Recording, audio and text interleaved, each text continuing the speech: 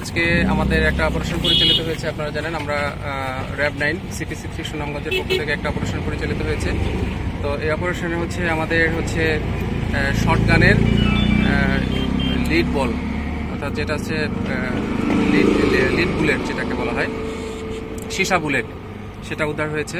আমরা গোপন সংবাদের ভিত্তিতে জানতে পারি যে একটা চালান, একটা অ্যামুনিশনের একটা চালান সুনামগঞ্জে ঢুকতে পারে, এরকম একটা সংবাদ আমাদের কাছে ছিল, একটা গোপন সংবাদ আমার ছিল। সেই গোপন সংবাদের ভিত্তিতেই আমরা আমাদের যে টিম আছে, আমরা টিম সকাল থেকেই আমরা মোটামুটি অ্যাম্বুশ করি, আমরা শুরু থেকেই অ্যাম্বুশ করি, আমরা তথ্য সংগ্রহের চেষ্টা করি।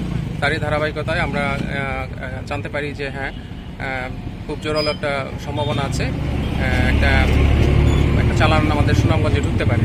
তারই ধারাবাহিকতায় আমরা সেই তথ্যকে অনুসরণ করে আমরা আমাদের অপারেশন পরিচালনা করি এবং এই গাড়িটাকে আমরা সিজ করি এবং চেকপোস্ট করার মাধ্যমে, যখন চেকপোস্ট করি আমরা এই গাড়িটাকে চেকপোস্টের মাধ্যমে আমরা যখনই করি, তখন এই গাড়িটাই এই যে আসামি দেখতে পাচ্ছেন, ওকে আমরা হাতে নাতে এই সীসা বুলেট, তো এটা শর্টগানের বুলেট, সীসা বুলেট হতে পারি। এখানে আপনার কস্টেপে মোড়ানো বাক্সর মতো আছে। টোটাল আমরা প্রায় 6টার মতো বাক্স পেয়েছি এবং প্রতিটা বাক্সেতে 4টা, আবার কোনো বাক্সে দেখলাম যে 5টা প্যাকেটের মতো আছে। প্রতিটা প্যাকেটে আমরা 10টা করে সীসা বুলেট দেখতে পেয়েছি।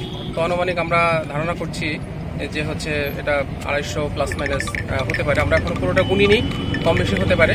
তো 250 প্লাস মাইনাস পিস হয়তো আপনার সীসা বুলেট এখানে আছে। তো আপনারা জানেন যে আমাদের সামনেই আমাদের জাতীয় সংসদ নির্বাচন। এই নির্বাচনকে কেন্দ্র করে আমরা তথ্য সংগ্রহের চেষ্টা করি। কোনো ধরনের অস্থিতিশীল পরিবেশ আমাদের এলাকায়, সুনামগঞ্জে কোনো অস্থিতিশীল পরিবেশ সৃষ্টির কোনো পায়তারা আছে কিনা, তারই ধারাবাহিকতায় আমরা অপারেশন পরিচালনা করি।